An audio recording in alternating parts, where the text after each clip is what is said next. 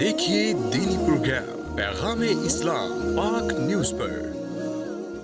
نحمدہ ونصلی علی رسولہ الکریم، اما بعد فاعوذ باللہ من الشیطان الرجیم، بسم اللہ الرحمن الرحیم۔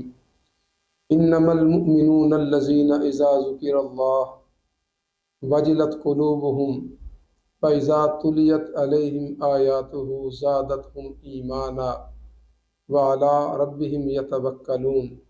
صدق اللہ العظیم۔ محترم و مکرم ناظرین گرامی قدر، ہم پاک نیوز کے شکر گزار ہیں جنہوں نے اس دینی پروگرام کا آغاز کیا اور ہمیں کچھ معلومات اور کچھ دینی موضوعات کو آگے عوام تک پہنچانے کا موقع دیا۔